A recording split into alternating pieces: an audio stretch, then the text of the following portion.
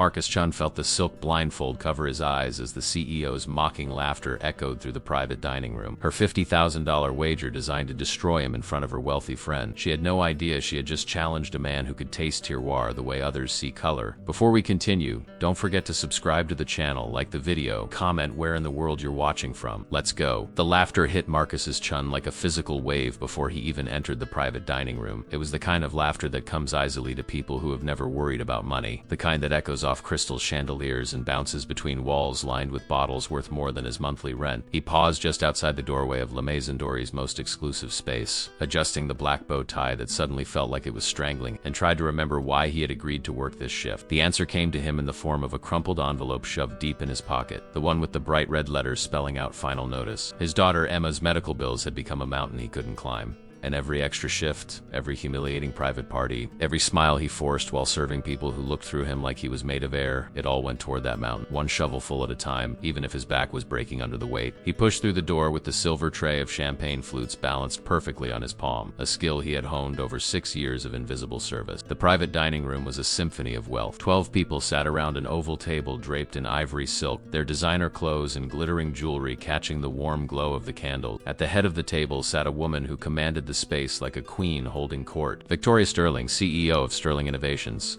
a tech empire she had built from nothing into a multi-billion-dollar giant. She was younger than he expected, maybe 35, with sharp features softened only slightly by the way her dark hair fell in perfect waves past her shoulders. But it was her eyes that stopped him. They were cold, calculating, the eyes of someone who had learned to see the world as a chessboard and everyone in it as pieces to be moved or removed. Marcus began his circuit around the table, refilling glasses with the kind of practiced invisibility that all good servers master. He heard snippets of conversation, talk of acquisitions and market disruptions, casual mentions of figures with so many zeros they made his head spin. He was a ghost among them, present but not seen, and that was exactly how he preferred it.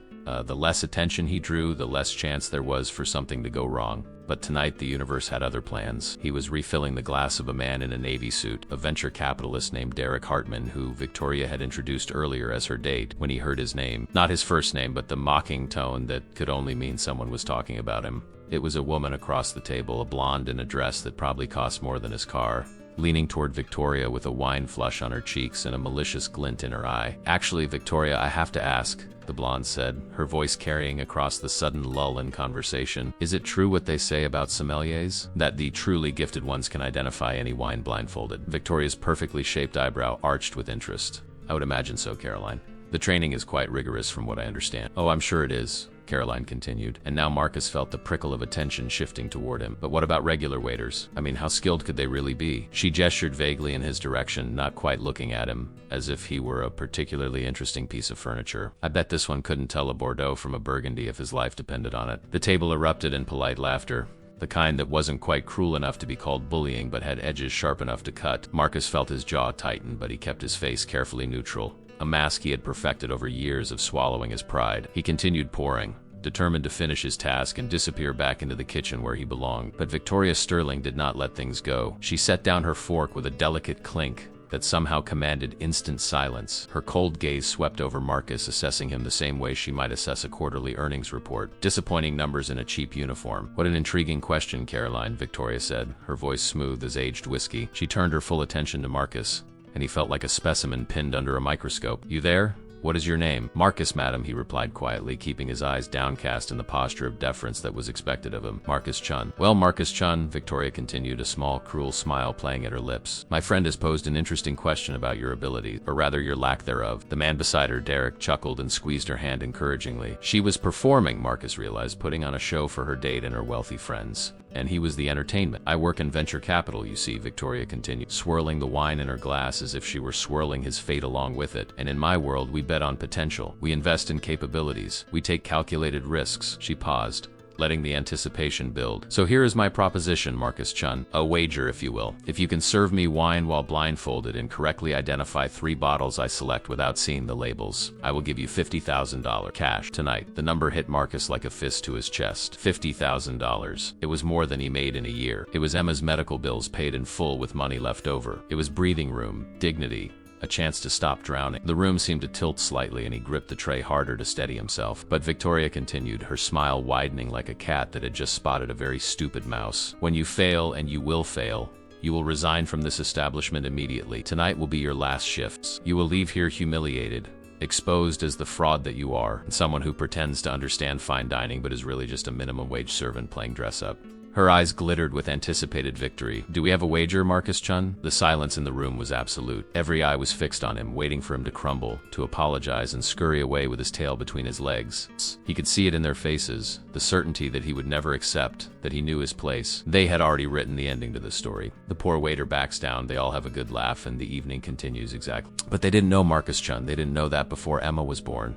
Before the medical crisis that had derailed everything, he had been on track to become a master sommelier. They didn't know about the thousands of hours he had spent training his palate, studying regions and vintages, learning to identify the subtle notes that distinguished a Margaux from a Polac, a Napa Cab from a Barolo. They didn't know that his gift had been his passion, his art, until life had forced him to set it aside and simply survive. They didn't know that in the underground wine competitions he had quietly entered years ago before Emma, he had been called the Blindfolded Prodigy, a man who could taste terroir like others could see colors. Marcus looked up and met Victoria Sterling's cold, confident gaze with a steady one of his own. The mask of deference slipped away, replaced by something she had not expected to see: quiet dignity and absolute certainty. I accept your wager, Miss Sterling, he said, his voice calm and clear. The shocked gasps around the table were music to his ears. Victoria's smile faltered for just a fraction of a second before she recovered her composure. She had expected him to refuse. She had wanted him to refuse. The game was supposed to end with his humiliation delivered through cowardice, not courage. Now she would have to go through with it. And Marcus saw the flicker of uncertainty in her eyes. She had just bet $50,000 that she could humiliate a waiter, and she was suddenly uncomfortably aware that she knew nothing about the man standing before her. Excellent, she said, her voice a touch too bright. She gestured to the sommelier, an older gentleman named Pierre, who had been standing by the wall. Pierre, please select 3 bottles from the cellar. Make them challenging.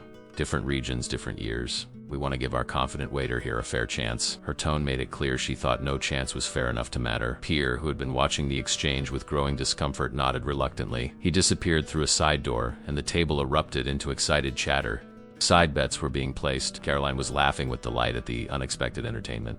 Derek was whispering something in Victoria's ear that made her smile return, sharp and predatory. She pulled out her phone and tapped the screen. I am transferring $50,000 into an escrow account right now, she announced. Proof that I am serious about this wager. And you, Marcus Chun, will sign a statement prepared by my lawyers that you accept the terms. Resignation and disgrace if you fail. A woman in a red dress who had introduced herself earlier as Victoria's corporate attorney was already typing on her tablet, her fingers flying over the digital keyboard. Within minutes, a document appeared on the screen. Marcus read it carefully, aware that every second of his hesitation was being noted and mocked. But he had learned long ago to read the fine print, and this contract was exactly what Victoria had stated. No hidden clauses, no tricks, just a simple, brutal wager. He signed with his finger on the screen, and the contract was witnessed by half the table, their signatures appearing like a jury condemning him. P.A. returned carrying 3 bottles wrapped in white cloth napkins to hide their label. He set them on a side serving station with a look that told Marcus he thought this was a terrible idea. The older sommelier had always been kind to him, treating him with respect that others in the restaurant rarely showed. The maître d' appeared with a black silk blindfold, the kind used in formal wine tasting. He approached Marcus with an apologetic expression. The room was buzzing now,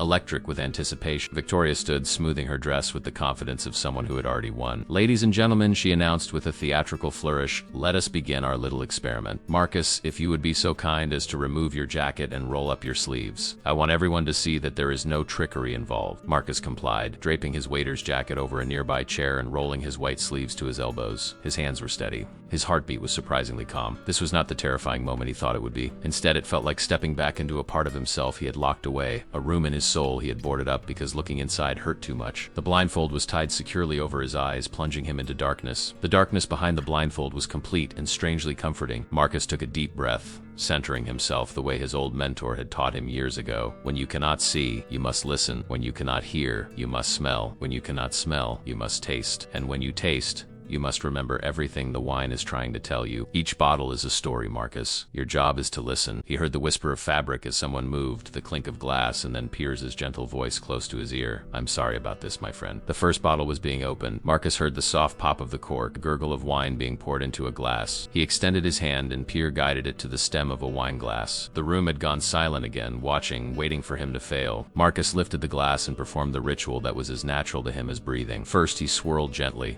feeling the weight of the liquid, the way it moved against the sides of the glass. He brought it to his nose and inhaled slowly, deeply, letting the aromatics fill his senses. The first impression hit him like a memory unlocked. Dark fruit, cherry, a hint of tobacco and leather. There was earth there, wet soil after rain, and something else, something floral and delicate underneath the power. He inhaled again, deeper this time, separating the layers. Violet, black tea, a whisper of vanilla that told him there had been oak aging, but not too much. This was a wine that respected its fruit. He took his first sip, letting the wine coat his entire palate before swallowing. The texture was silk and velvet, the tannins firm but refined, polished by time. The finish was long, complex, with that characteristic hint of tar and roses that made his heart skip. He knew this wine. He knew it like he knew his own daughter's laugh. "This is a Barolo," he said, his voice steady and clear in the silence. "Northern Italy. Piedmont region. The grape is Nebbiolo." He paused, pulling more details from the memory of that taste, based on the structure and the integration of the tannins. "I would say this is from the 2010 vintage, possibly 2011. The wine has been aged at least 8 years.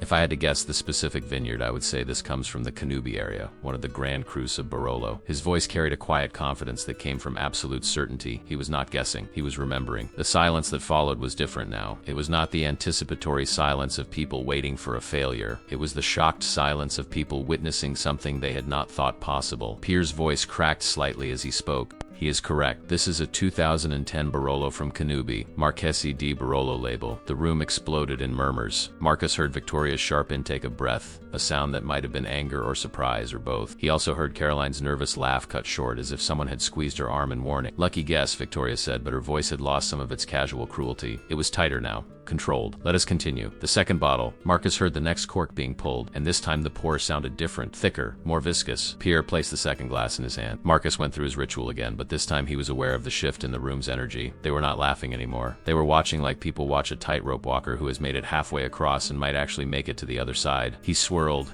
inhaled, and immediately his mind was transported across an ocean. This was the new world. This was power and sunshine and ambition bottled. The nose was exuberant, almost overwhelming. Blackberry cassis, a jammy quality that spoke of hot days and cool nights. There was eucalyptus there, a minty freshness that was the signature of a specific place. The oak was more prominent here. American oak with its sweet vanilla and coconut notes, but underneath was a structure that told him this was a serious wine, not just a fruit bomb. He tasted, and the wine exploded on his palate with the confidence of California sunshine. Full-bodied, rich, with layers of black fruit and spice. The tannins were bold but ripe, and there was a characteristic mintiness on the finish that sealed his identification. "This is a Napa Valley Cabernet Sauvignon," he said. "The eucalyptus note in the structure tell me this is from the valley floor.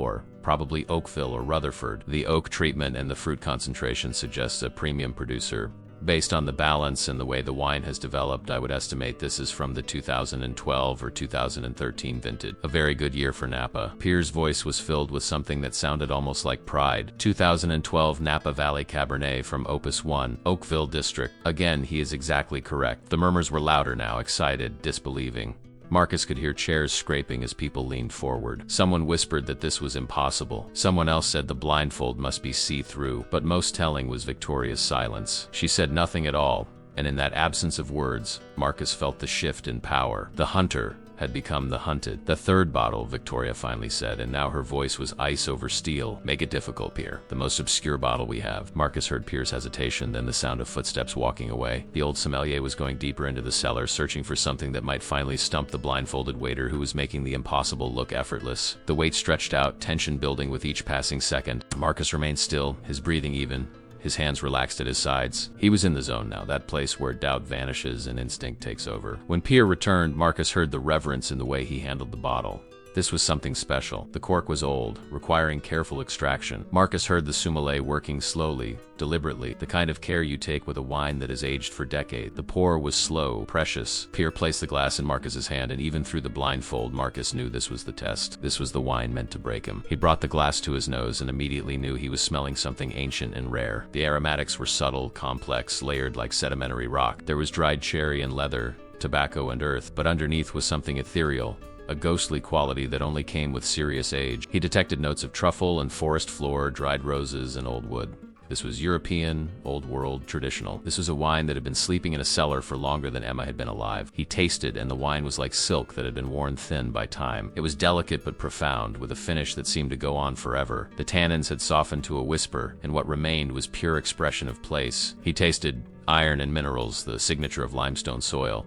He tasted patience and tradition, and then he tasted something that made him smile beneath the blindfold. A unique spice note, a characteristic that belonged to only one region in the world. "This is Burgundy," he said softly, almost reverently. "Cape de Nuits, Grand Cru. The grape is Pinot Noir, but this is old, very old. The wine has a complexity that speaks of decades in the bottle." He paused, searching his memory for the specific signature he was tasting. "The minerality and the structure suggest this is from Vos and Romanée, possibly from one of the premier climates. Based on the color, which I can sense through the texture and the way the wine moves, and based on the development of the aromatics, I believe this is from the 1980s, early 1980s. If I had to be specific, I would say this is in 1982 or 1983. And given the profound quality, the perfect balance, even after all these years, I believe this is from one of the great domains, perhaps Domaine de la Romanée Conti." The silence that followed was absolute. It stretched so long that Marcus wondered if he had finally made a mistake, if his confidence had led him into arrogance. Then he heard a sound he did not expect. Pierre was crying.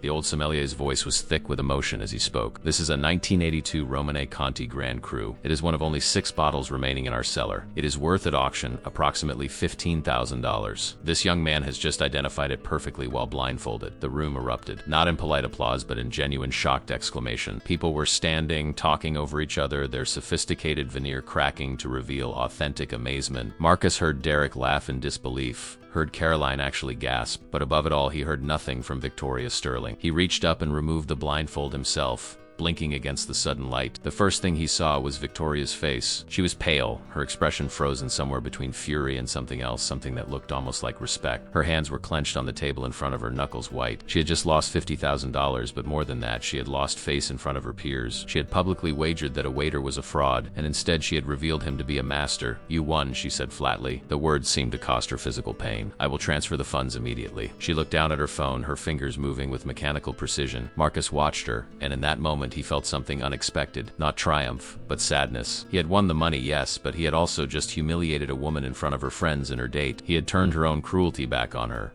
And watching her face, he realized that victory tasted more bitter than sweet. The money hit his account with a chime from his own phone in his pocket. $50,000, Emma's medical bills, a future, freedom. He should have felt elated, but instead he felt tired. He looked at Victoria, really looked at her, and saw past the cold CEO facade to the brittleness underneath. This was a woman who ruled through fear and control because she was afraid of being seen as weak. This was a woman who attacked first because she expected to be attacked. He recognized it because he had spent years building his own walls, his own protective invisibility. "Miss Sterling," he said quietly, and she looked up at him with eyes that dared him to gloat. "Thank you for the wager, but if I may, I would like to say something." She said nothing, but her posture was rigid, braced for mockery. "The wine you selected, the Romanée Conti, it is one of the most beautiful wines in the world. It takes decades of patience and care to create something that perfect, that valuable. It cannot be rushed and it cannot be faked." He paused, choosing his words carefully. "People are like that too. Sometimes the most valuable things about us are hidden, waiting for the right moment to be revealed. You did not see me tonight because you were not looking, but I did not see you either. And I think perhaps we are both guilty of judging too quickly." Victoria stared at him, her expression unreadable. The room had gone quiet again, but this was a different silence. This was the silence of people witnessing something intimate and unexpected. Then, slowly, Victoria stood. She smoothed her dress, lifted her chin, and walked around the table until she stood directly in front of Marcus. She extended her hand. "I underestimated you," she said. "That was my mistake." He shook her hand, and in that brief contact he felt the trembling she was trying so hard to hide. "You gave me more than money tonight, Mr. Chun," she continued, her voice low enough that only he could hear. "You gave me something I have not felt in a very long time. Humility. I am not certain I like it, but I suspect I need it." She released his hand and stepped back, her professional mask sliding back into place. "Now, if you will excuse me, I believe I owe my guests an explanation for my atrocious judgment." She turned to the table with a smile that was more genuine than any Marcus had seen from her all evening. "Ladies and gentlemen, I have just been thoroughly schooled. Drinks are on me for the remainder of the evening, and I suggest we all raise a glass to Mr. Chun, who has reminded us that excellence can be found in the most unexpected places." The remainder of the evening passed in a blur that Marcus would struggle to remember clearly in the days that followed. What he did remember was the way the atmosphere in that private dining room had transformed completely. The guests who had been ready to watch his humiliation now wanted to shake his hand, to hear his story, to understand how a waiter at La Maison Dorée possessed the skills of a master sommelier. Pierre had pulled him aside and embraced him with tears still wet on his weathered cheeks, whispering that it had been an honor to witness such a display of expertise. But what Marcus remembered most clearly was Victoria Sterling. He'd remained at the table, watching him with an intensity that made him uncomfortable. Not the cold assessment from earlier, but something more complicated. Curiosity mixed with what might have been regret. When the evening finally wound down and the guests began to depart, she had approached him one last time. Her date, Derek, had already left, apparently uncomfortable with the evening's unexpected turn and the attention his companion was paying to the help. "Mr. Chun," she had said, her voice stripped of its earlier arrogance, "I meant what I said about underestimating you. I would like to know your story. How does someone with your obvious talent end up serving drinks instead of selecting them?" It was not asked unkindly, but Marcus had felt the walls go up anyway. His story was not something he shared with strangers, especially not wealthy strangers who had tried to destroy him hours earlier. "That is a long conversation for another time," he had replied politely. "I need to get home to my daughter. She will be wondering where I am." The mention of his daughter had done something to Victoria's expression, softened it in a way that seemed to surprise even her. "You are a father," she had said, not as a question but as a realization. "Of course you are. That explains the sacrifice." She had handed him a business card, sleek and minimalist, with just her name and a phone number embossed in silver. "If you ever want that conversation, call me," feeling we could both learn something from it. He had taken the card more out of politeness than any intention of using it, thanked her, and left. The night air outside the restaurant had been cold and sharp, cutting through the fog that had settled over his mind. He had stood on the sidewalk for a long moment, looking at his phone, at the banking app that showed a balance he had never seen before. $50,000. It was real. It had happened. He had won. The subway ride home had been late and empty, just Marcus and his thoughts rattling through the underground tunnels. He kept pulling up the banking app, checking again and again to make sure the money had not vanished like a dream. Each time it was still there, solid and real. Emma's medical bills could be paid in full. The surgery her doctors had been recommending, the one his insurance barely covered, it was now possible. More than possible. Guaranteed. He should have felt elated, victorious, transformed. Instead, he felt hollowed out, as if the evening had taken something from him, even as it had given him everything he needed. When he finally reached their small apartment, it was past midnight. Mrs. Chun, his elderly neighbor who watched Emma when he worked late shifts, was dozing on the couch. She woke with a start as he entered, her lined face creasing into a warm smile. "She is sleeping like an angel," she whispered in her accented English. "No trouble at all." He thanked her and paid her from the cash he kept in a kitchen drawer, then locked the door behind her and stood in the quiet of his home. The apartment was tiny, just 2 bedrooms and a living space that served as kitchen and dining room and everything else. But it was clean and filled with Emma's drawings on the walls, her books stacked neatly on a shelf he had built himself. It was a home filled with love, even if it lacked everything else. He walked quietly to Emma's room and pushed open the door. She was sprawled across her twin bed, her dark hair fanned across the pillow, one small hand clutching the stuffed rabbit that had been her companion since she was a baby. She was 7 years old, small for her age, with a heart condition that had turned Marcus's world upside down 2 years earlier. He sat on the edge of her bed and watched her breathe, the steady rise and fall of her chest that he had learned to monitor obsessively after the diagnosis. Every breath was a gift he no longer took for granted. "We are going to be okay, sweetheart," he whispered to her sleeping form. "Daddy won tonight. We are going to get you that surgery, and you are going to be strong and healthy. Everything is going to be okay now." Emma stirred slightly, murmured something unintelligible, and settled back into deep sleep. Marcus kissed her forehead and retreated to his own room, but sleep would not come. He lay in the darkness, staring at the ceiling, and felt the weight of the evening pressing down on him. The truth was that he had given up his passion for wine when Emma was born. Not because he wanted to, but because passion does not pay medical bills. He had been working toward his master's sommelier certification, one of the most difficult culinary accreditations in the world, when his wife Sarah had gotten pregnant. It had been a surprise, a beautiful one, but it had meant putting his dreams on hold. Then Sarah had died in childbirth, complications that the doctors said were rare and unpredictable. And suddenly Marcus had been alone with a newborn daughter and a future that looked nothing like what he had imagined. He had tried to continue his training, had tried to balance being a single father with studying wine regions and practicing blind tasting. But Emma had needed him, fully and completely, and there were not enough hours in the day for both. So he had made the choice that any parent would make. He had set aside the master's sommelier track and taken a job as a waiter, something with steady hours and immediate pay. He had locked away his wine knowledge, his trained palate, his passion, and he had focused on being the father Emma deserved. For years, it had worked. He had built a quiet life, invisible but stable. And then Emma's heart murmur had been detected during a routine checkup, and the stable life had shattered. The specialists, the tests, the mounting bills that insurance covered only partially. It had all pushed him into working double shifts, taking every private party, every humiliating job that paid a little extra. He had become a ghost in his own life, present,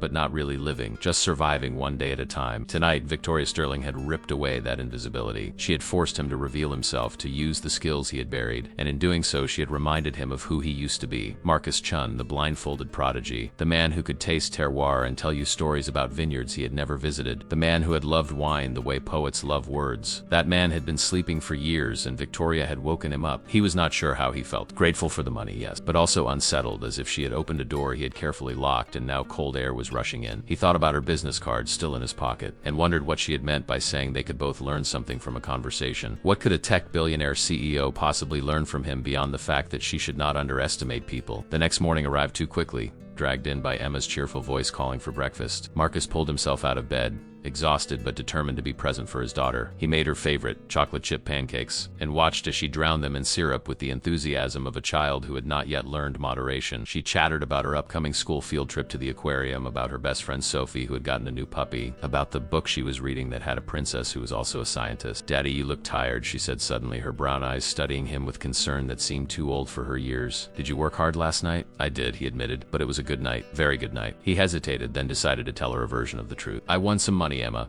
Enough to pay for your surgery. Enough to make sure you get better." Her face lit up with a joy so pure it made his chest ache. "Really?"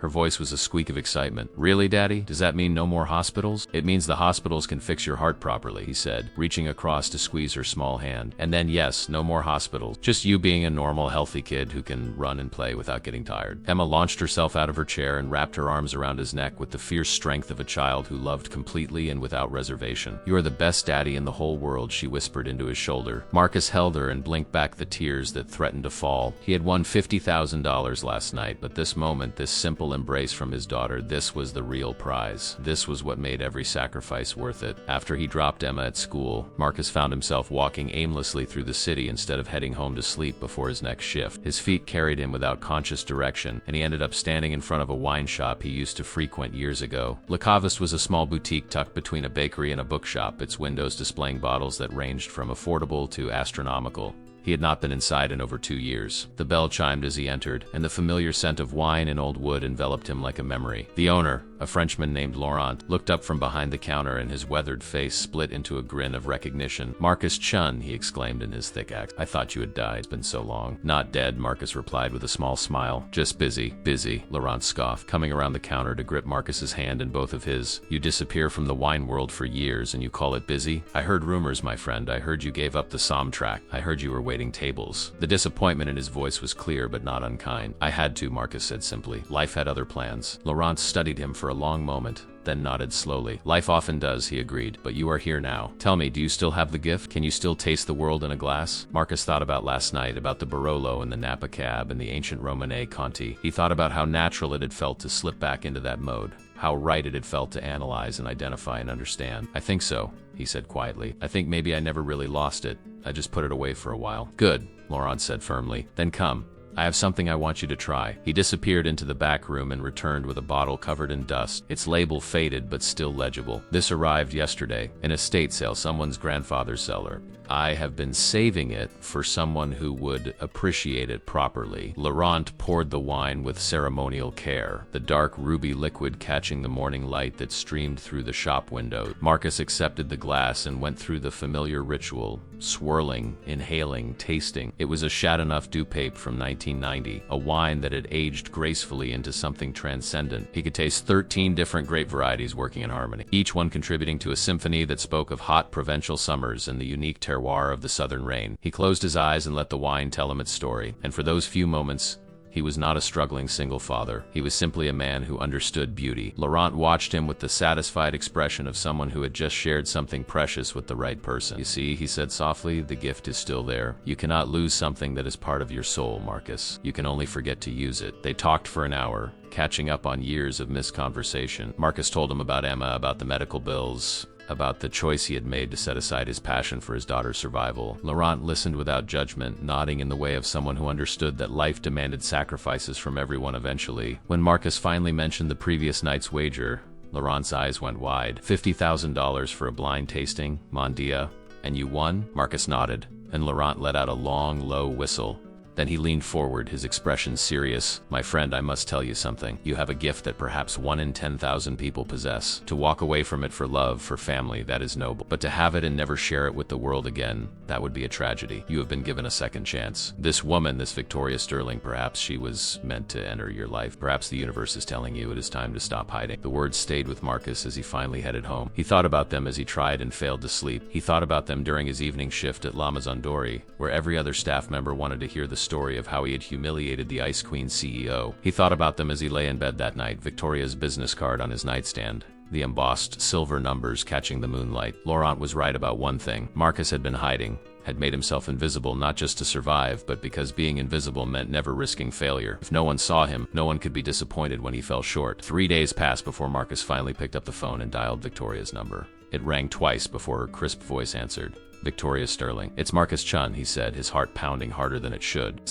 From La Maison Dorée, you said if I wanted to talk, I should call. There was a pause, and he wondered if she had forgotten. If the business card had been a polite gesture she never expected him to follow through on. Then her voice came back softer than he remembered. Merchun, I am glad you called. I was beginning to think you had decided I was not worth the conversation. I've been thinking about what you said, he admitted, about learning from each other. I'm not sure what I could teach you, but I think I'm ready to try. Are you free this Saturday? She asked, and he could hear the sound of pages turning, a calendar being consulted. I would like to take you somewhere. Not a restaurant, not anywhere public, just a place where we can talk. He agreed before he could second-guess himself, and she gave him an address in an upscale neighborhood he had never had reason to visit. When Saturday arrived, Marcus dropped Emma at Mrs. Chun's apartment with strict instructions about her medication schedule and a promise to be back before dinner. Then he took the subway to an address that turned out to be a private art gallery closed to the public but with lights on inside. Victoria was waiting for him in the entrance, dressed casually in jeans and a cream sweater that made her look younger and less intimidating than the CEO persona he had met. She smiled, a genuine expression that transformed her face. Thank you for coming, she said. I thought we could walk through the gallery and talk. It is quiet here, Private. We can be honest without an audience. The gallery was filled with contemporary art, bold, abstract pieces that spoke in colors and shapes rather than clear narratives. They walked slowly,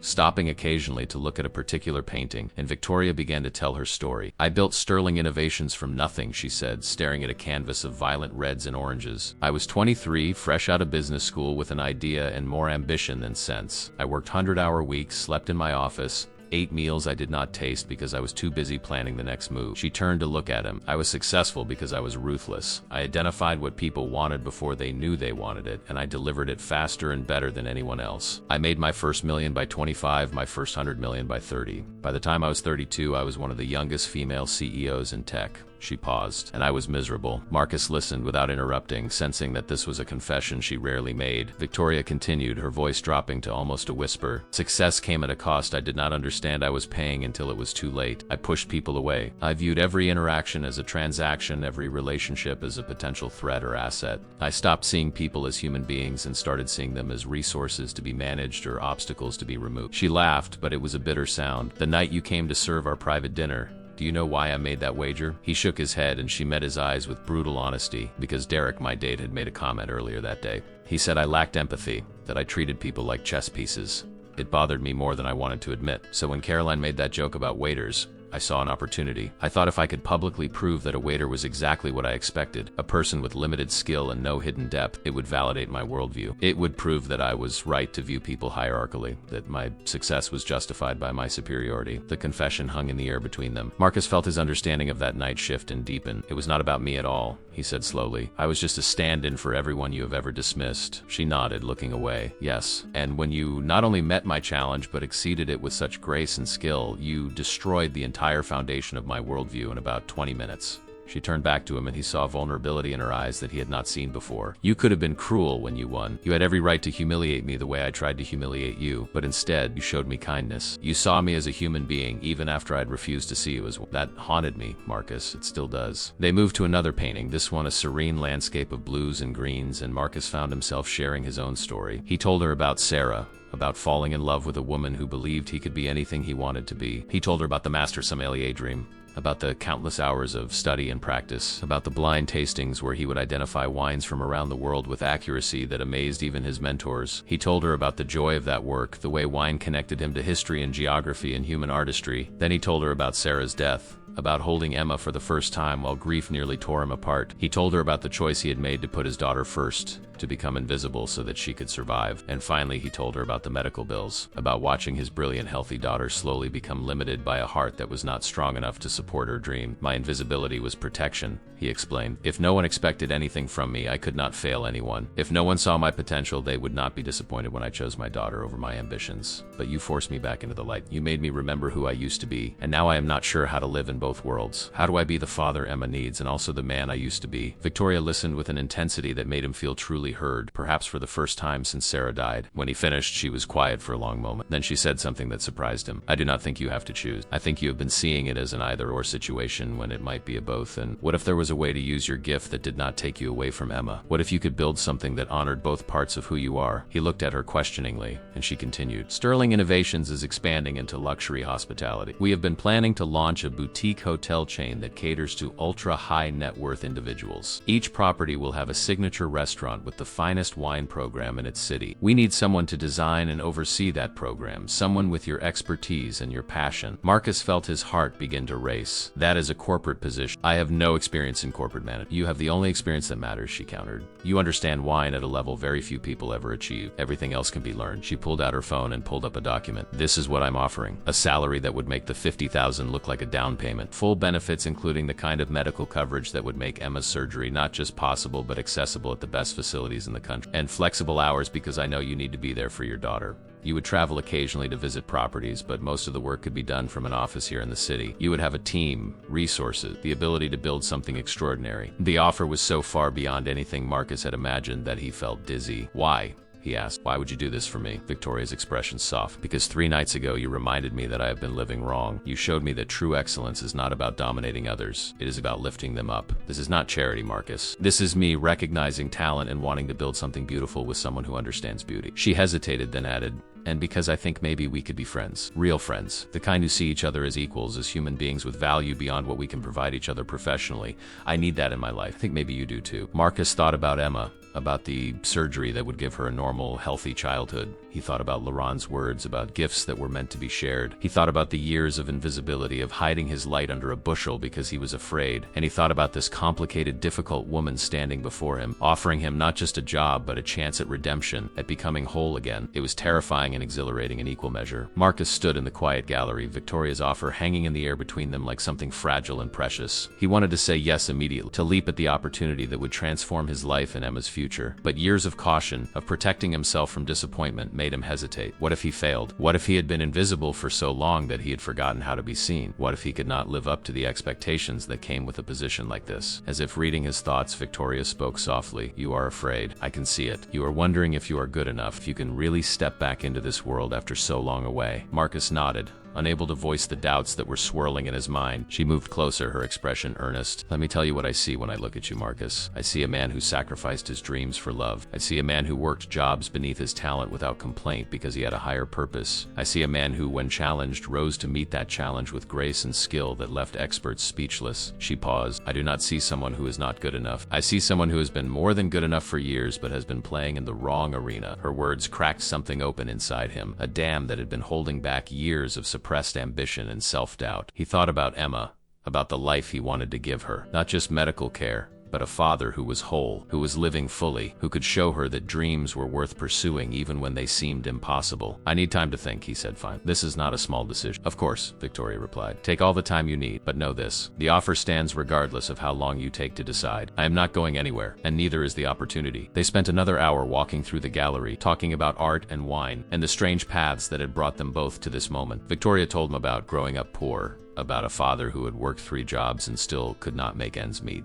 about watching her mother's spirit slowly break under the weight of never having enough. That is why I became ruthless, she admitted. I promised myself I would never be poor again, that I would never be powerless. But somewhere along the way, I forgot that power without compassion is just cruelty, dressed in expensive clothes. When Marcus finally left the gallery, his mind was spinning. He picked up Emma from Mrs. Chun's apartment and took her to the park, pushing her on the swings while she laughed with pure, uninhibited joy. Daddy, push me higher, she called out, and he did, watching her soar into the afternoon sky. This was what mattered. This moment, this child, this love that had sustained him through the darkest times. Any decision he made had to honor that. That night after Emma was asleep, Marcus sat at his tiny kitchen table with a notebook and began to make lists. Pros and cons, risks and rewards. What staying invisible meant versus what stepping into the light might bring. The pro column filled up quickly. Financial security, Emma's surgery at the best hospital, a chance to use his gifts, the possibility of building something meaningful. But the con column had one entry that outweighed everything else. What if I fail and lose everything? He stared at those words for a long time, recognizing them for what they were. Not a practical concern, but fear masquerading as wisdom. He thought about Sarah,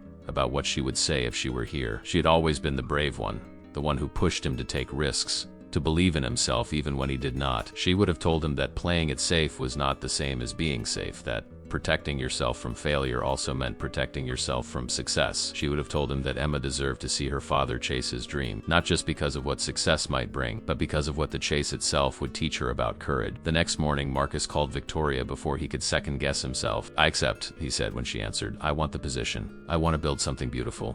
There was a pause, and then he heard something in her voice he had not heard before. Joy. Pure, unguarded joy. That is wonderful, Marcus. Truly wonderful. We will draw up the contracts, get you set up with an office, introduce you to the team. When can you start? He thought about his commitments at La Maison Dorée, about the notice he would need to give. 2 weeks, he said. I need to finish out my obligations properly. Of course, she replied. That is exactly what I would expect from you. Professional to the end. The 2 weeks that followed were a whirlwind. Marcus gave his notice at the restaurant, and Pierre had hugged him with tears in his eyes, telling him this was what he had always hoped would happen. The other staff members were happy for him, though he sensed some jealousy underneath the congratulations. He had gone from invisible to enviable overnight, and that shift created its own discomfort. On his last night, the restaurant manager presented him with a bottle of wine as a parting gift, a beautiful Bordeaux that Pierre had selected personally. You were always meant for greater things, the old sommelier had said. I am just glad you finally believed it yourself. Meanwhile, Victoria was true to her word. The contract that arrived was generous beyond his wildest expectation, with salary figures that made him check multiple times to ensure there were no missing decimal points. The medical benefits were comprehensive, covering not just Emma's surgery but ongoing care, specialists,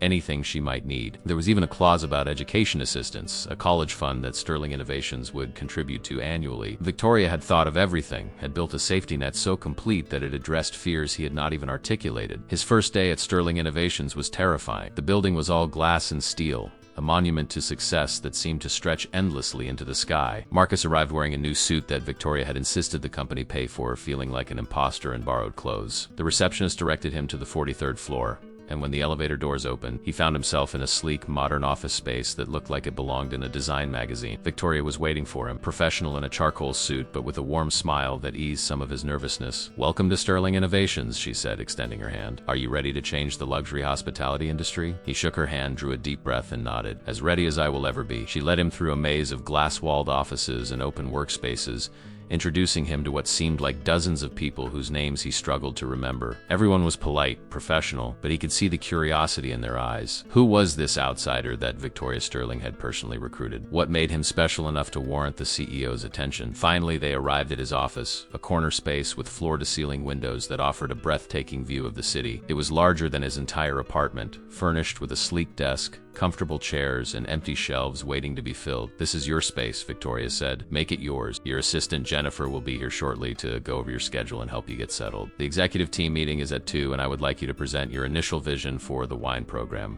Nothing formal, just your thoughts on what we should be aiming for. Marcus felt panic flutter in his chest. A presentation? Today? I have not prepared anything. Good, Victoria said firmly. I do not want something prepared. I want your authentic vision, the thing you dream about when you imagine the perfect wine experience. Trust yourself, Marcus. You know more about this than anyone in this building. She left him alone in his new office, and he stood by the window, looking out at the city spread below him. Somewhere down there, Emma was at school, probably telling her friends about how her daddy had gotten a new job. Somewhere down there, his old life continued without him. And here, 43 floors up, a new life was beginning. The executive team meeting was exactly as intimidating as he feared. A dozen senior leaders sat around a massive conference table, all of them watching him with varying degrees of skepticism as Victoria introduced him as the new Director of Wine and Culinary Excellence. He saw one man, a CFO type in an expensive suit, exchange a doubtful look with a woman across the table. They were wondering what he was doing here, why Victoria had hired someone with no corporate experience for such an important initiative. Marcus stood at the head of the table, his heart pounding, and decided to do what he did best. He told them a story. When you open a great bottle of wine, he began, you are not just tasting grapes and alcohol. You are tasting a specific piece of earth, a particular year. The decisions of a winemaker who devoted their life to understanding that land.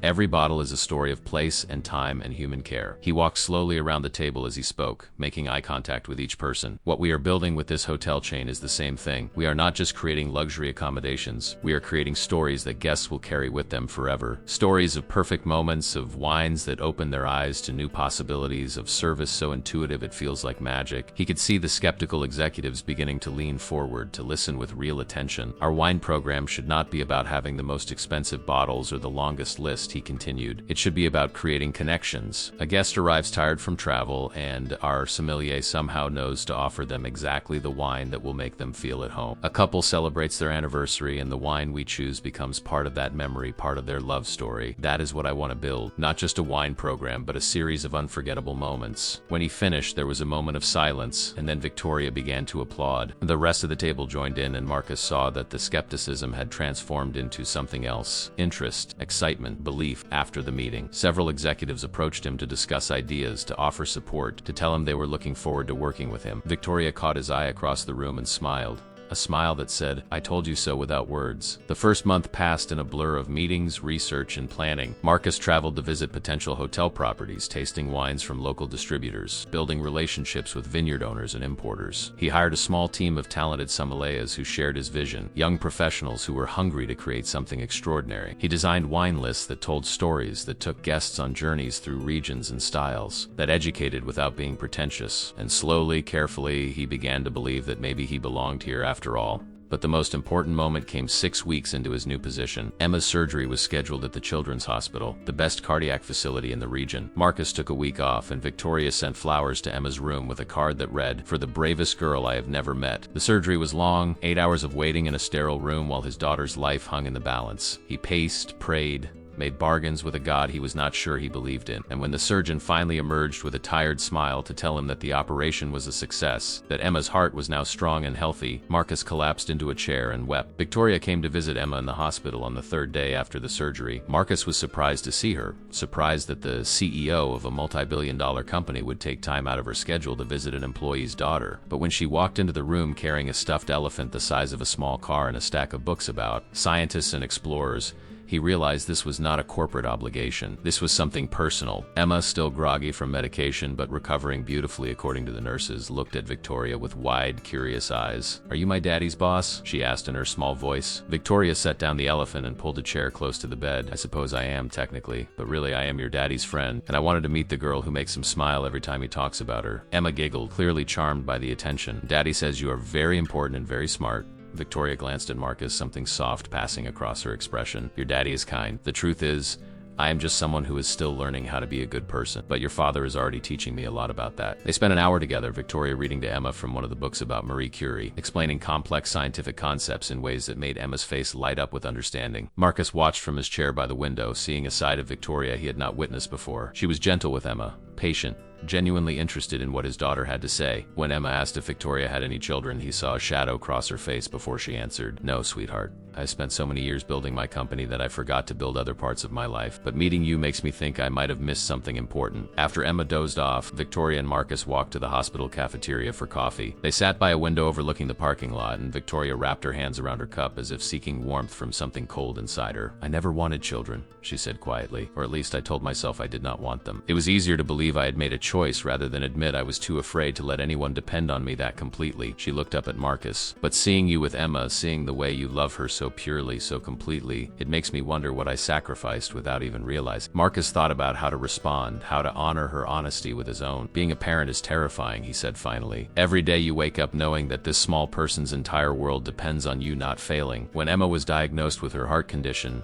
I felt like I was drowning. I could not fix it myself, and that helplessness was worse than any pain I have ever experienced. But," he continued, his voice growing stronger, "it is also the most profound privilege to be trusted that completely, to be loved that unconditionally. It changes you. It makes you better than you thought you could be because you have to be." For them, Victoria nodded slowly, absorbing his words. "I think that is what I have been missing. Not just a child, but a reason to be better that exists outside of quarterly earnings and market dominance." She smiled, but it was tinged with sadness. "I am 36 years old, Marcus. I have everything the world says should make me happy. And yet I go home to an empty penthouse every night and feel like I'm living someone else's life. Maybe that is why I reacted so strongly when you showed me kindness that night at the restaurant. You reminded me what it feels like to be seen as a human being rather than a position or a bank account." The conversation shifted to lighter topics, work challenges and funny stories, but something had changed between them. A wall had come down, and in its absence was a growing intimacy that felt both natural and slightly dangerous. Marcus found himself thinking about Victoria at odd moments during Emma's recovery, wondering what she was doing, whether she was eating properly, if she was working too hard. It was a concern that felt distinctly like care, and he was not sure what to do with it. Emma was released from the hospital after a week, with instructions to take it easy, but assurances that her heart was now functioning beautifully. The first thing she wanted to do when they got home was go to the park,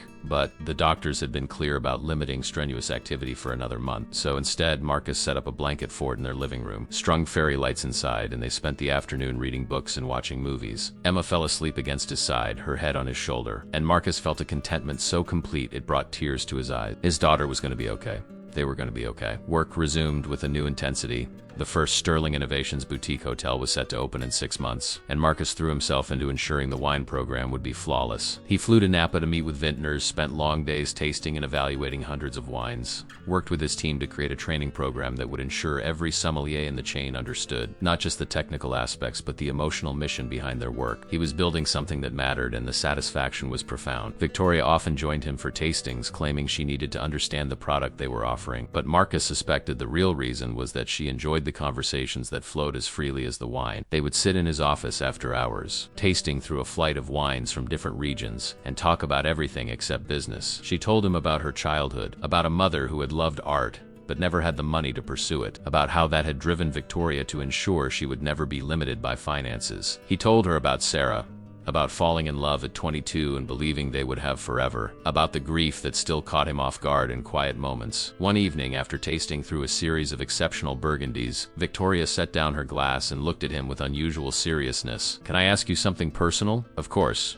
Marcus replied, already knowing this was going to be a question that mattered. "Do you think you will ever love anyone again the way you loved Sarah?" The question hung in the air, weighted with implications he was not ready to examine. He thought about it carefully before answering. "I think grief and love are not opposites. I think I will always love Sarah. She gave me Emma, she shaped who I am, and that does not disappear just because she is gone. But I also think human hearts are more expansive than we give them credit for. I think it is possible to honor what was while still being open to what might be." Victoria nodded slowly, and he wondered if she was asking for herself or about herself. "What about you?" he asked, turning the question back on her. "Do you think you will ever let someone in? Let someone see all of you? Not just the successful CEO, but the vulnerable woman underneath?" She laughed, but it was a hollow sound. "I do not know if I remember how. I have been armored for so long that I am not sure where the armor ends and I begin." She paused, then added quietly, "But lately I have been wondering if maybe it is time to find out." The subtext was clear enough that Marcus felt his pulse quicken. They were dancing around something, circling an attraction that was growing harder to ignore, but he was also aware of the complications. She was his boss. She was the reason he had this job, this security, this new life. Getting involved with her romantically could jeopardize everything he had built. And yet when she looked at him with those dark eyes that were no longer cold but warm with something that looked like hope, he found himself wanting to take the risk. The moment was broken by his phone ringing. Quote, it was Mrs. Chun calling to say that Emma had woken up and was asking for him. Marcus apologized to Victoria and left, but not before seeing a flicker of disappointment cross her face. The drive home gave him time to think, to acknowledge what was happening between them, and to confront his own resistance. He was falling for Victoria Sterling, and that terrified him in ways that had nothing to do with professional ethics and everything to do with the fear of being hurt again. Sarah's death had taught him that love and loss were inseparable, that opening your heart meant risking it being shattered. Was he brave enough to do that again? When he got home, Emma was sitting up in bed, clutching the enormous elephant Victoria had given her. "Daddy," she said as he entered her room, "I like your friend Victoria. She is nice." "She is," Marcus agreed, sitting on the edge of her bed. "Did you know," Emma continued with the seriousness of a child making an important observation, "that she looks at you the way Princess Anna looks at Kristoff in Frozen?" Marcus felt his face grow warm. "What do you mean, sweetheart?" Emma giggled. "Like she likes you. Likes you, you know, like boyfriend and girlfriend like." Out of the mouths of babes, Marcus thought. His 7-year-old daughter had identified what he had been trying to avoid acknowledging. The next day at work, Marcus found a bottle of wine on his desk with a note in Victoria's precise handwriting. "For the moments when words are not enough, let this speak instead." He recognized the label immediately. A Chateauneuf du Pape from the same vintage Laurent had shared with him weeks earlier. It was a wine that spoke of complexity and depth, of multiple elements working in harmony to create something greater than the sum of its parts. It was also not a casual gift. A bottle like this cost several $100s, and more importantly, it showed that Victoria had been paying attention to his story, remembering details he had shared. Marcus knocked on Victoria's office door late that afternoon, the bottle cradled carefully in his hands. She looked up from her computer, and her expression softened when she saw what he was carrying. "You remembered," he said, and it was both a statement and a question. "I remember everything you tell me," she replied simply. "That is what happens when you actually care about someone. Would you like to share it? Now?" He gestured at her office, at the work clearly spread across her desk. She glanced at her computer screen, at the reports and emails demanding her attention, then deliberately closed her laptop. "Yes. Now. Some things are more important than quarterly projections." They opened the wine in her office, using proper stemware she kept in a hidden cabinet for occasions that apparently mattered. The first sip was as transcendent as Marcus remembered, 13 grape varieties singing in perfect harmony. Victoria closed her eyes as she tasted, and when she opened them, they were bright with emotion. "This is extraordinary," she whispered. "How does something like this even exist? How do human beings create something this?" Marcus smiled at her wonder. "That is the question that made me fall in love with wine. It is alchemy. It is art and science and faith all mixed together. A winemaker plants a vine and waits years before seeing any fruit. They harvest at exactly the right moment, ferment with care, age with patience. They are making something they might not live long enough to taste at its peak. That kind of devotion to beauty, to excellence that exists beyond your own lifetime, that is what makes us human. Victoria set down her glass and looked at him with an intensity that made his breath catch. You see beauty everywhere, don't you? In wine, in your work, in people. Even in me, when I have spent years making sure no one could see past the armor. He wanted to tell her that yes, he saw beauty in her, saw past the CEO to the woman who was learning to be vulnerable, who visited sick children in hospitals and remembered small details about conversations. But the words felt too large, too significant, so instead he said something simpler but equally true. I see someone who is trying to become who she really is. That takes more courage than most people ever find. The moment stretched between them, charged with possibility. Victoria stood and walked to the window, looking out at the city below. Her office was on the 53rd floor, high enough that the world seemed distant and abstract. Marcus, she said without turning around, I need to tell you something, and I need you to be honest with me about how you feel. He set down his glass and waited, his heart beginning to pound. I have not been able to stop thinking about you since the night we met, she continued. At first, I told myself it was guilt, that I was just trying to make amends for how I treated you. Then I convinced myself it was professional admiration, respect for your talent. But the truth is simpler and more complicated than either of those things. She turned to face him. I have feelings for you, Marcus. Romantic feelings. And I have no idea what to do about them because you work for me, because we come from completely different worlds, because I am terrified of ruining what we have built together. The confession hung in the air between them, brave and vulnerable and utterly honest. Marcus stood slowly, crossing the space between them until he was close enough to see the fear in her eyes, the hope she was trying to hide. I have been fighting the same feelings, he admitted, telling myself all the same rational reasons why this is a bad idea. You are my boss. I am a single father with responsibilities. We barely know each other. We are taking a huge professional risk. But he reached out and gently took her hand. None of those rational reasons seem to matter when I am with you. When you visited Emma in the hospital, when you remember details about my life, when you close your eyes and taste wine like you are tasting possibility itself, I stop caring about what is rational and start caring about what is. Victoria's fingers tightened around his. What is real? She asked, her voice barely a whisper. This, he said simply, and he kissed her. It was gentle at first, tentative, a question being asked and answered. Then her arms wrapped around his neck and the kiss deepened, becoming something more certain, more real. When they finally pulled apart, both of them were breathing hard, and Victoria's carefully constructed composure had completely shattered. She laughed, a sound of pure, startled joy. Well, she said, that was definitely not in my strategic plan for today. Mine either, Marcus admitted, but some of the best things in life are unplanned. They stood together by the window, her head on his shoulder, and talked about what this meant, how they would navigate the complexity of a relationship that crossed professional and personal boundaries. Victoria was adamant that they needed to be transparent with HR, that their relationship could not compromise the integrity of his position or create ethical conflicts. Marcus agreed, appreciating her insistence on doing things properly even when it would be easier to hide. They decided to take things slowly, to be honest with Emma when the time was right, to protect what they were building by being deliberate and careful. Over the next few months, their relationship unfolded with surprising naturalness. Victoria would come to dinner at Marcus's modest apartment, cooking meals with Emma, who had completely won her heart. Marcus would stay late at Victoria's penthouse, helping her understand that a home should feel lived in rather than looking like a show. They attended Emma's school play together, Victoria sitting beside Marcus in the auditorium and crying at the same parts he did. They visited vineyards on weekends, tasting wines and planning the details of the hotel wine program while Emma played in the fields between the vines. The gossip at Sterling Innovations was inevitable. People noticed that the CEO and the director of wine spent a lot of time together, that they looked at each other in ways that went beyond professional respect. But because Marcus's work was exemplary, because the wine program was exceeding every expectation, and because Victoria had formally disclosed their relationship to HR and the board, the whispers remained just whispers. Most people seeing them together saw something genuine and chose to respect it. The first Sterling Innovations boutique hotel opened in San Francisco to rave reviews. The wine program was called groundbreaking by industry publications.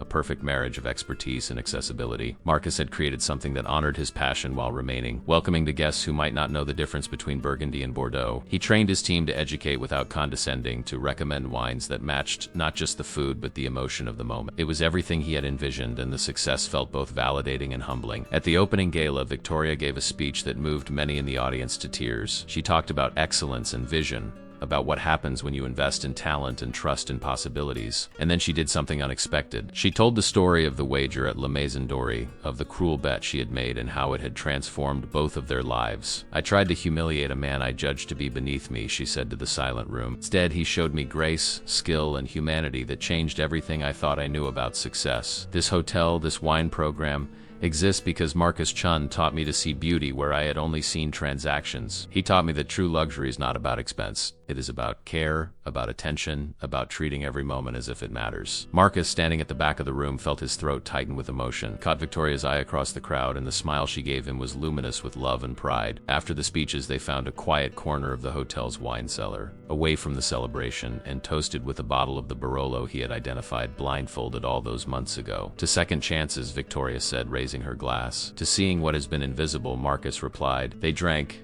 and the wine tasted like victory and promise and everything beautiful that emerges when courage overcomes fear. But not everyone was happy about their success. Derek Hartman, Victoria's date from that fateful night, had been nursing a grudge for months. He was a venture capitalist with significant investments in sterling innovations, and he had been publicly embarrassed when Victoria had broken off their relationship shortly after the wager incident. He blamed Marcus for that embarrassment, convinced that the waiter had somehow manipulated Victoria for his own gain. Derek began quietly spreading rumors among the board members, suggesting that Marcus was unqualified, that his relationship with Victoria represented a conflict of interest, that the wine program's success was exaggerated. The whisper campaign reached Marcus through Jennifer, his assistant, who had overheard a conversation between two board members in the elevator. They were questioning whether Marcus's appointment had been merit-based or nepotism, whether Victoria's judgment had been compromised by romantic feelings. Marcus felt the old familiar anxiety creeping back, the fear that he was an imposter who would eventually be exposed as not belonging in this world. He mentioned it to Victoria that evening over dinner at her place, and her reaction was immediate and fierce. Derek is a small man who feels big by tearing others down, she said, her eyes flashing with anger. And anyone who questions your qualifications is willfully ignoring the results you have achieved. The board receives monthly reports on the wine program's performance. The guest satisfaction scores are unprecedented. The press coverage has been overwhelmingly positive. You have done everything I hoped you would do and more. She reached across the table and took his hand. But if this is making you uncomfortable, if you feel like our relationship is putting your position at risk, we can address it. We can be more careful, more discreet. Marcus shook his head. I'm not ashamed of us, he said firmly, and I'm tired of making myself small to make other people comfortable. If Derek wants to challenge my qualifications, let him bring it to an official board meeting where I can defend my work with data and results. Victoria smiled, fierce and proud. That is exactly what I was hoping you would say, because the board meeting is next week, and Derek has requested time on the agenda to discuss concerns about executive appointments and conflicts of interest. She squeezed his hand. You are going to walk into that room and remind them exactly who you are and why you deserve to be there. The week leading up to the board meeting was intense. Marcus prepared meticulously, compiling reports, gathering testimonials from hotel staff and guests, documenting every success and every metric that proved the wine program's value. The boardroom of Sterling Innovations was designed to intimidate. Floor-to-ceiling windows offered a panoramic view of the city skyline, and the massive oval table was surrounded by leather chairs that cost more than most people's monthly rent. Marcus arrived 15 minutes early, wearing his best suit and carrying a leather portfolio that Victoria had given him for his birthday. He set up his presentation materials with steady hands, refusing to let the nerves show. This was just another performance like the blind tasting that had changed his life. Except this time he was not identifying wines. He was defending his place in a world that still wanted to see him as invisible. The board members filed in gradually, 12 men and women who represented billions in investment capital and decades of business experience. Marcus recognized most of them from company events, but they had always been distant figures, people who existed in a different stratosphere. Victoria entered last, taking her seat at the head of the table with the calm authority of someone who owned the room. She caught Marcus's eye briefly, and the subtle nod she gave him was full of confidence. You belong here, that nod said. Show them. Derek Hartman was already seated, looking smug and self-satisfied in a suit that probably cost more than Marcus's entire wardrobe. He had the appearance of a man who believed he had already won, that this meeting was merely a formality before Marcus was removed from his position. The chairman of the board, an elegant older woman named Margaret Thornton, called the meeting to order and moved through the standard agenda items with brisk efficiency. Financial reports, operational updates, strategic initiatives. Marcus listened with half his attention while the other half rehearsed the points he would make when his turn came. Finally, Margaret turned her attention to Derek. I understand you have requested time to address concerns about executive appointments and potential conflicts of interest. The floor is yours. Derek stood, buttoning his jacket with theatrical precision. Thank you, Margaret. What I am about to discuss is uncomfortable, but it speaks to the integrity of our governance and the protection of shareholder value. He clicked a remote and a presentation appeared on the large screen behind him. At issue is the appointment of Marcus Chun to the position of Director of Wine and Culinary Excellence, a newly created role with significant budget authority and strategic importance.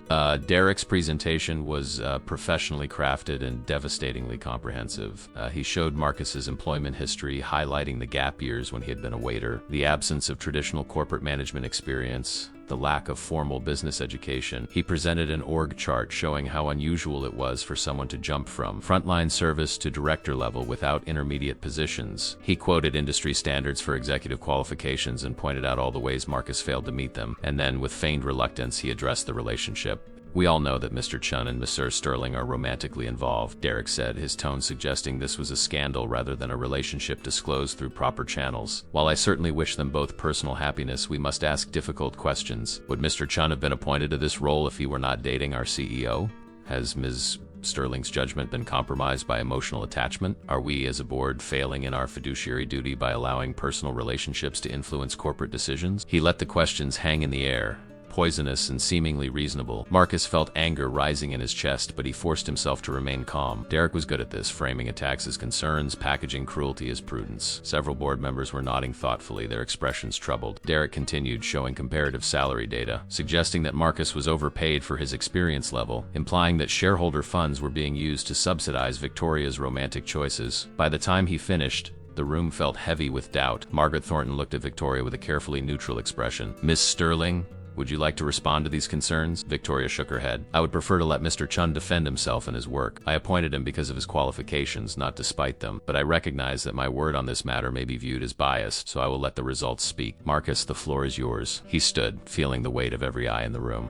This was it, the moment where he either claimed his place or lost everything he had built. "Thank you for the opportunity to address Mr. Hartman's concerns," he began, his voice steady and clear. "He is right about one thing. My path to this position was unconventional. I do not have an MBA. I have not climbed the traditional corporate ladder. My resume, viewed through a conventional lens, might seem inadequate." He paused, making eye contact with each board member in turn. "But conventional hiring practices are exactly what Sterling Innovations has built its reputation on disrupting. This company succeeded because Ms. Sterling saw potential where others saw risk. She invested in innovation when others played it safe. She built something extraordinary by refusing to follow the established playbook." Marcus clicked his own remote and his presentation replaced Derek's on the screen. The first slide showed guest satisfaction scores for the wine program, broken down by hotel and month. The numbers were extraordinary, consistently in the high 90s, well above industry standards. The second slide showed press coverage, dozens of articles from prestigious publications praising the wine program as revolutionary as the new standard for luxury hospitality. The third slide showed financial data, revenue per guest from wine sales exceeding projections by 37% in the first quarter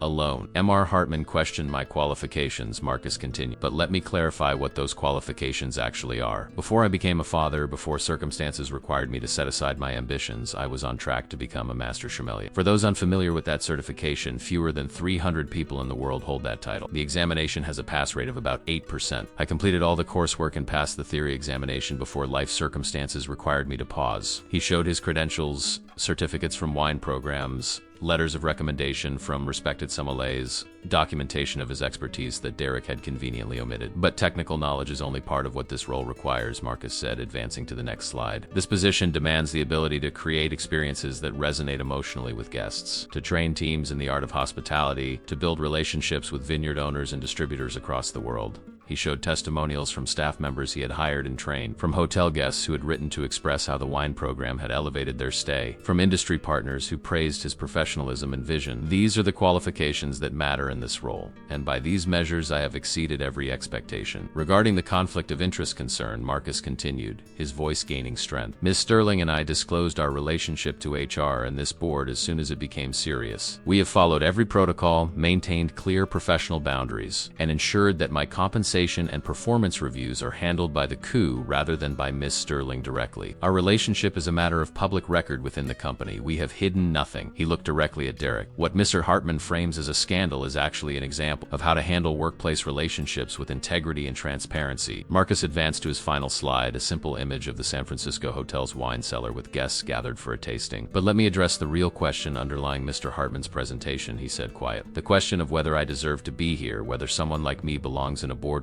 like this." He felt his voice catch slightly but push through. "I was a waiter at La Maison Dorée 6 months ago. I served people who looked through me as if I did not exist. I was invisible because that is what the world expects from service roles. We are meant to facilitate your comfort without disrupting your view of how the world works." The room was completely silent now, every person leaning forward. "Ms. Sterling did not give me this position as a gift or because of our relationship, Marcus continued. She gave me this position because she saw something that most people miss. She saw that talent, passion, and excellence exist everywhere, not just in the people with the right pedigrees and the expected backgrounds. She built sterling innovations by recognizing potential that others overlook, and she applied that same principle to hiring me. He met Derek's eyes across the table. Miss Hartman's real concern is not my qualifications or a conflict of interest. His concern is that someone he viewed as beneath him now sits at the same table. His concern is that the old rules, the ones that kept certain people in certain places, are being broken. Margaret Thornton held up a hand, her expression thoughtful. Mr. Chun, those are strong words.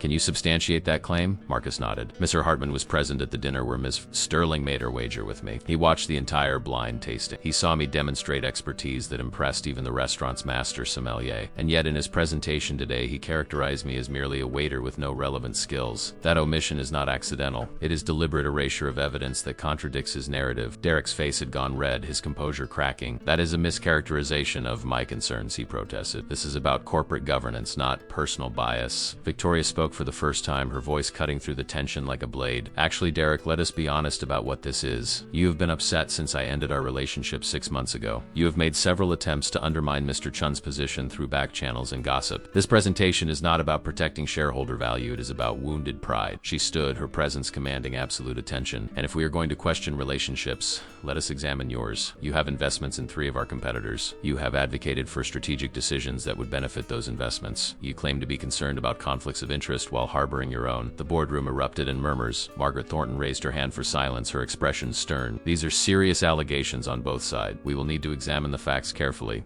But based on the performance data Mr. Chun has presented and the disclosure protocols that were followed, I see no immediate cause for concern about his appointment. She looked at Derek. However, your investment conflicts are news to this board and require investigation. Derek's face went from red to pale. He had come to destroy Marcus's position and instead had endangered his own. Margaret turned to the full board. I propose we table this discussion pending a review of all relevant relationships and investments. All in favor? The vote was unanimous. Derek Hartman's motion to review Marcus's appointment was tabled indefinitely, while Derek's own investment conflicts would be investigated immediately. The meeting adjourned with Derek leaving quickly, his earlier smugness replaced by barely concealed panic. Several board members approached Marcus afterward, apologizing for entertaining doubts, praising his presentation, expressing admiration for how he had handled himself under pressure. Margaret Thornton shook his hand with a firm grip and a knowing smile. Well done, young man. You've just taught this board an important lesson about judging books by their covers. After the boardroom cleared, Victoria and Marcus stood alone by the windows, looking out at the city. She turned to him, her eyes bright with emotion. You were magnificent. I knew you would be.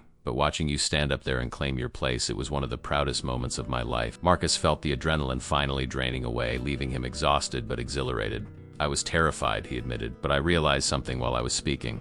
I was not just defending my job. I was defending everyone who has ever been made to feel invisible. Everyone who has been told they do not belong. That made it bigger than just me. Victoria stepped closer, her voice soft. That is exactly why I love you. You make everything about more than just yourself. You see connections, purpose, beauty in places most people never think to look. She hesitated, then said the words that had been building for months. I do love you, Marcus. I love you in ways I did not know I was capable of feeling. I love the father you are to Emma. The professional you have become, the man who showed me what it means to be truly seen. He pulled her into his arms, holding her close. I love you too, he whispered into her hair. You gave me back my life, my passion, my belief that I could be more than just someone who survives. You gave me permission to dream again. They stood together in the empty boardroom, 2 people who had found each other in the most unlikely circumstances and made a silent promise to protect what they had built. That evening, Marcus took Emma and Victoria to Le Caviste, where Laurent greeted them like family. He had followed Marcus's journey with pride, and seeing him walk in with his daughter and the woman who had changed his life brought tears to the old Frenchman's eyes. Tonight we celebrate, Laurent declared. Tonight I opened something special for my friend who remembered who he was meant to be. The bottle Laurent brought out was wrapped in dust and years, a Burgundy from an estate that no longer existed, made by a winemaker who had passed away decades early. This wine is a ghost, Laurent explained as he carefully opened it. The vineyard was torn up in the 1980s. Replanted to different grapes. The winemaker's techniques are lost to time. This bottle is one of perhaps a dozen remaining in the world. It is memory made liquid,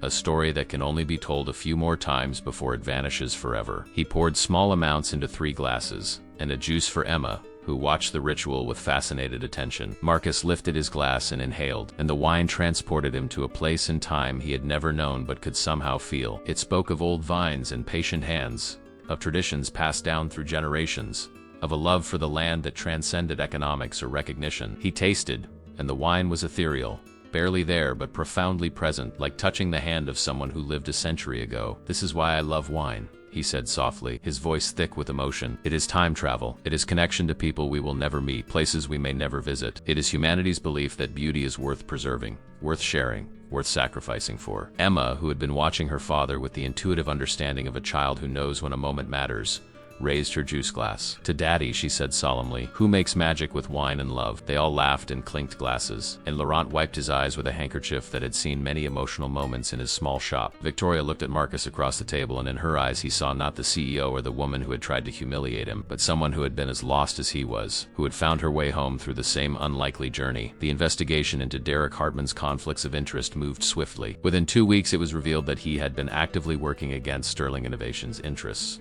steering the board toward decisions that would benefit his competing investment. He was removed from the board with a strongly worded statement about fiduciary duty and ethical obligation. Marcus felt no satisfaction in Derek's downfall, only relief that the threat had been neutralized. He had learned that the best revenge was not destruction but success, living well and creating beauty in defiance of those who wanted to tear you down. As spring turned to summer, the second Sterling Innovations hotel opened in New York, followed by a third in Chicago. The wine program at each property was celebrated, featured in travel magazines and food publications, becoming a signature element of the brand. Marcus's team grew, talented sommeliers from around the country requesting to join a program that valued education and emotional connection over pretension and profit margins. He was building not just a wine program but a philosophy, a movement toward making fine wine accessible and approachable without sacrificing excellence. Emma thrived in ways that made Marcus's heart sing. Her surgery had given her the physical strength to run and play without limitation, and she threw herself into every activity with the enthusiasm of a child who had been given a second chance. She joined the soccer team, took swimming lessons, stayed up past bedtime reading books about scientists and explorers, and she adored Victoria, who had become a constant presence in their lives. Victoria had moved some of her things into Marcus's apartment, though she maintained her penthouse for the nights when work demanded late hours. They were building a life together carefully, thoughtfully, with Emma's well-being always at the center of every decision. One Saturday morning, Victoria surprised them both by suggesting they go wedding dress shopping. "Not for me," she clarified quickly, seeing Marcus's startled expression. "For Emma. There is a charity event next month, a fundraiser for children's hospitals, and I thought Emma might enjoy being my date. She needs a special dress for such an important occasion." Emma's shriek of excitement could probably be heard 3 blocks away. The day they spent at boutiques trying on dresses and accessories cemented the bond between Victoria and Emma in ways that made Marcus realize his daughter had gained more than a healed heart. She had gained a mother figure who loved her completely. The charity event was held at a grand hotel ballroom filled with wealthy donors and influential figures from business and politics. Marcus stood beside Victoria as she gave a speech about the importance of accessible health care, about children like Emma who deserved every chance to live full, healthy lives. She was magnificent, commanding the room with the same authority she brought to board meetings,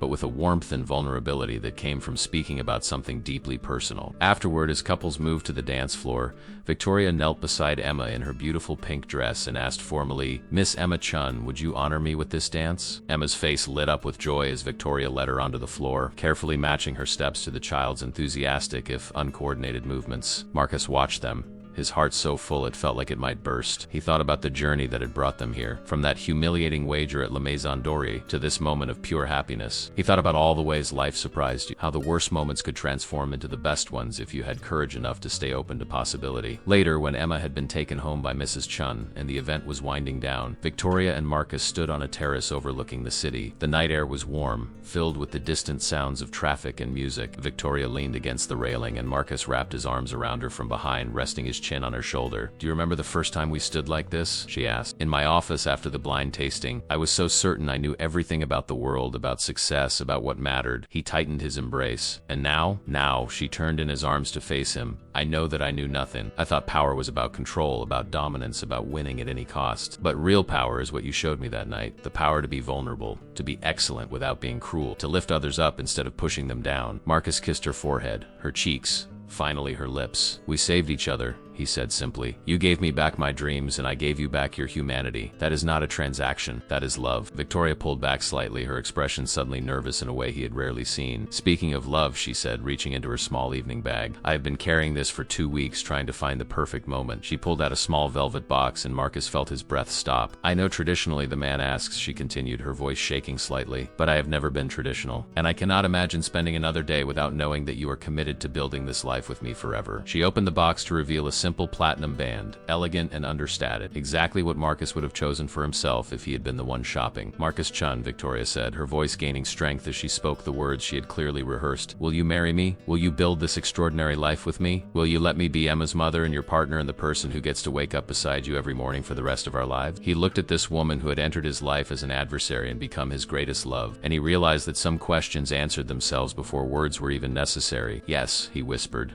then louder, his voice breaking with joy. Yes. 1,000 times yes. She slipped the ring onto his finger with shaking hands, and they kissed as the city lights twinkled around them like earthbound stars. When they finally pulled apart, both of them were crying and laughing in equal measure. Victoria pressed her forehead against his. I was so nervous, she admitted. I thought you might say it was too soon, or that you needed time, or that I was being impulsive. Marcus wiped the tears from her cheeks with his thumbs. The only impulsive thing would be waiting another day.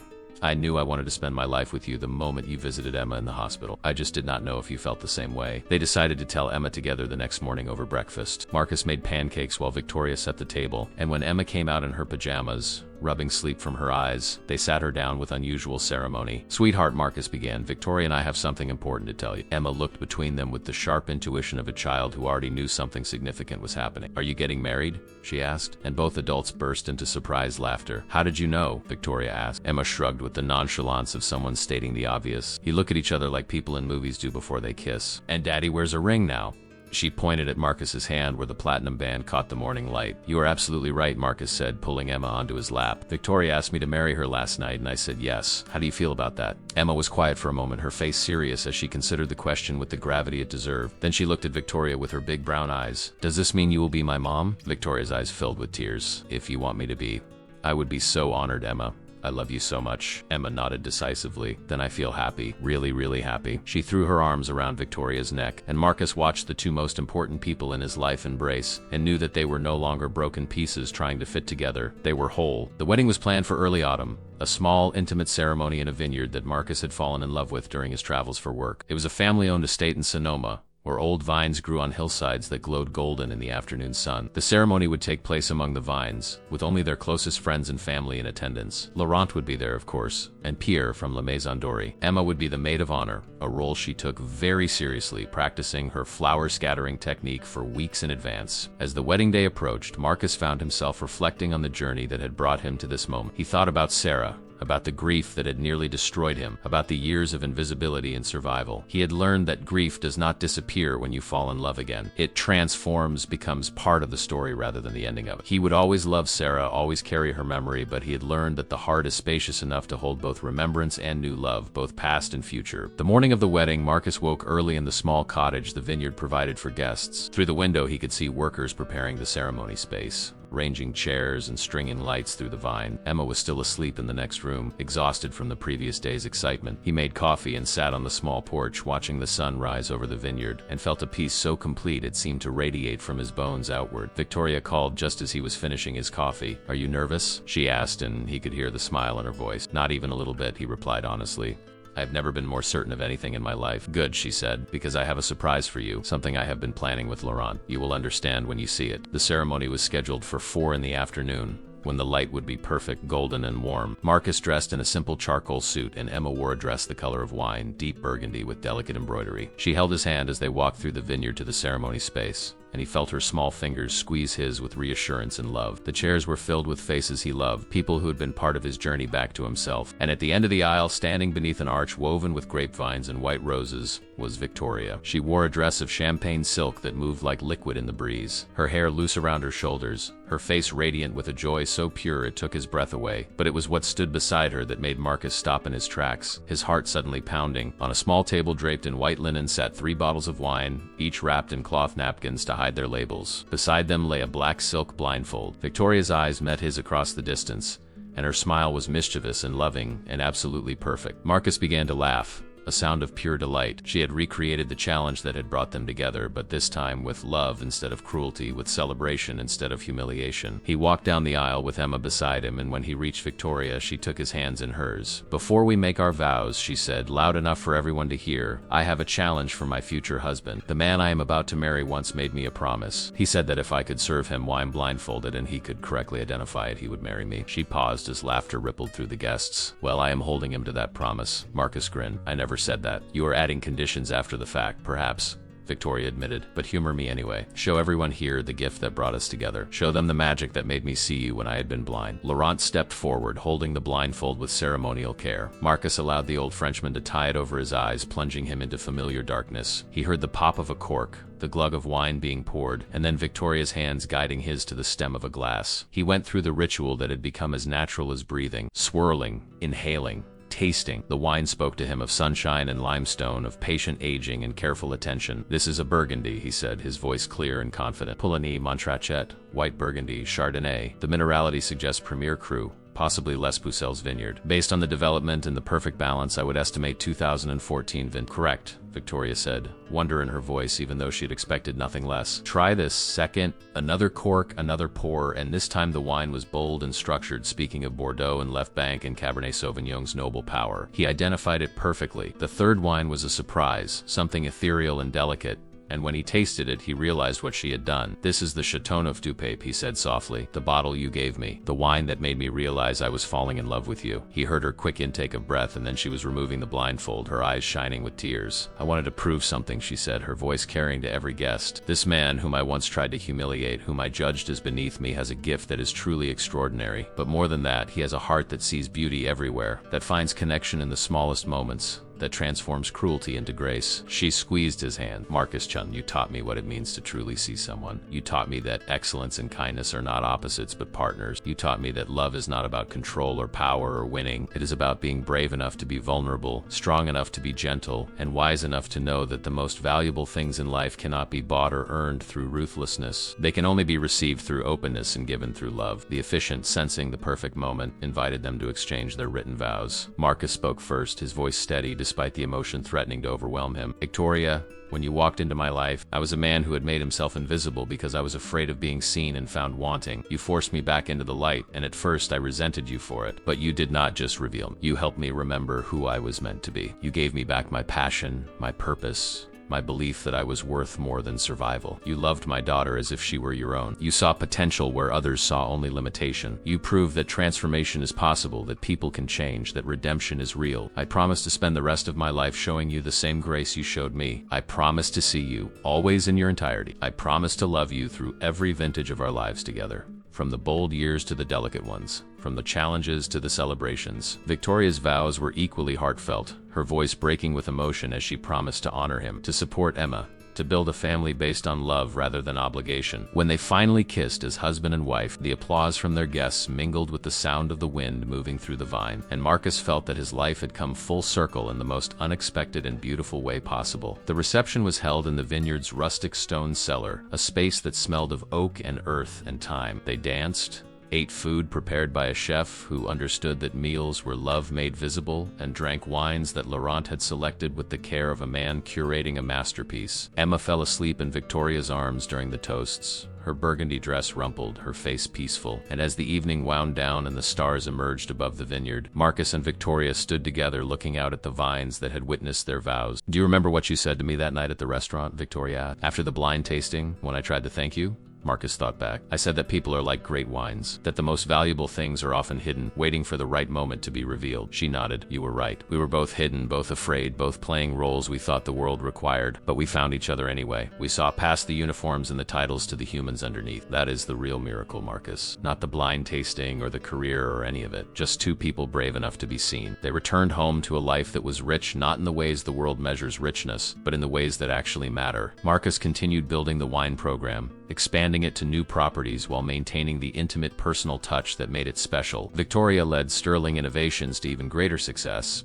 but with a leadership style that valued humanity over profit margin, compassion over competition. And Emma grew up in a home filled with love and laughter, where wine was poetry and dinner conversations were education, where she learned that family is not defined by biology, but by the choice to love completely. Years later, on their 10th anniversary, Marcus would write in his journal about the night that changed everything. He would describe the cruel wager, the blindfold, the wines he identified with perfect accuracy, but he would end the entry with a truth that had taken him a lifetime to understand. I thought I was fighting for $50,000 that night. I thought I was defending my dignity, proving I was more than a waiter. But what I was really fighting for was the right to be seen, to be visible, to claim my place in a world that wanted me to remain invisible. And in fighting for that, I won something far more valuable than money. I won my life back. I won my heart back. I won everything that matters. The journal would sit on a shelf in their home beside bottles of wine they were saving for special occasions, beside photos of Emma graduating high school and then college, beside all the artifacts of a life well lived. And sometimes, late at night, Marcus would take out the black silk blindfold that Victoria had saved from their wedding, and he would hold it in his hands, remembering the moment he stopped being invisible, remembering the woman who had tried to humiliate him and instead had set them both free, remembering that sometimes the worst moments of our lives are just the beginning of the best ones, if we are brave enough to stay open to the transformation.